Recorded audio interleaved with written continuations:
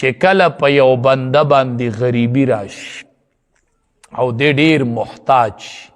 او دی دا غریبي د مخلوق نه پټه کی او الله ته پریاد شروع کی مخلوق ته نه ښکاره کوي الله تبارک و تعالی وی زه ول د یو کال د رزق بندوبس وکم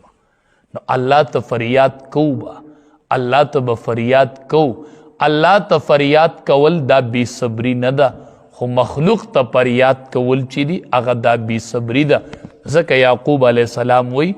انما اشکو بسی و حزنی الی الله زه خپل غم او خفګان الله ته سپارم او بیا بچو ته وی ځئ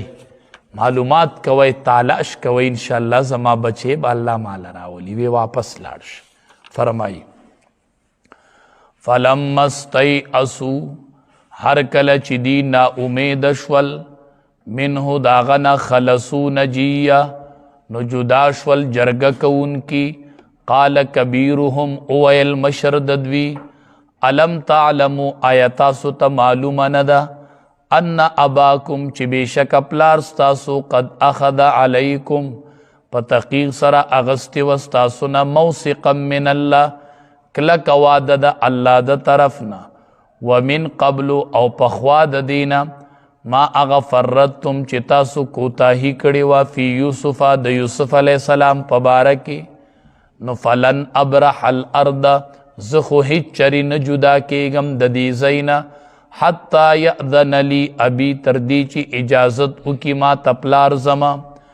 او یحکم الله لی یا فیصله وکړي الله زما په باره کې وهو خیر الحاکمین دغه الله غوره فیصله کوونکی دی ارجعوا الی ابیکم واپس لاړ شیخ خپل پلار ته فقالو ورته ووایه یا ابانا ای پلاره زمونږه ان ابنک سرق بېشکه ستا زوی غلا کړې ده وما شهدنا او گواهی نه کوو مونږه الا بما علمنا مگر په هغې څو چې مونږ ته پې علم دی وما كنا للغیب حافظین نه یو مونږه د غیبو خبر لرونکي واسأل القریة او تپوسو که د هغې کلي نه کنا فیه چې مونږ وو په هغې کې والعیر التي او د قافلې هغې نه اقبلنا فیها چې مونږ په هغې کې راغلي وو د هغې نه تپوسو کوه انا لصادقون بېشکه مونږ رښتیني یو قال اویل یعقوب علیه السلام بل سولت لکم انفسکم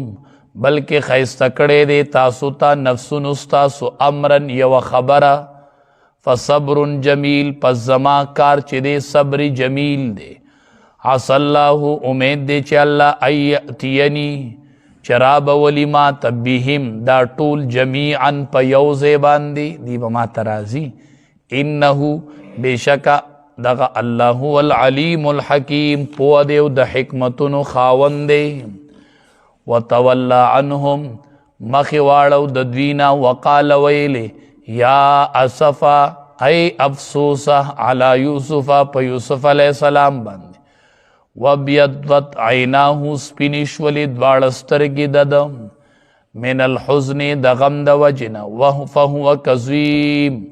او دې ډک و د خفګان نه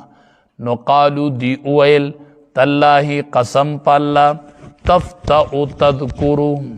تب همیشه یادوي یوسف علیه السلام حتی تکون حردن تر دې چې ته بشي بیکاره رنځور بشي او تکون من الحالکین یا بشي ته د هلاک شوونه مړ بشي قال اویل یعقوب علیه السلام انما اشکو بسی بېشکه زه بیانوم خپل سخت غم و حزنی او خپل خفګان الی الله الله ته و اعلم زه ډېر ښه پوهېږم من الله د الله د طرف نه ما په هغه څه باندې لا تعلمون چې تاسو پې نه پوهېږئ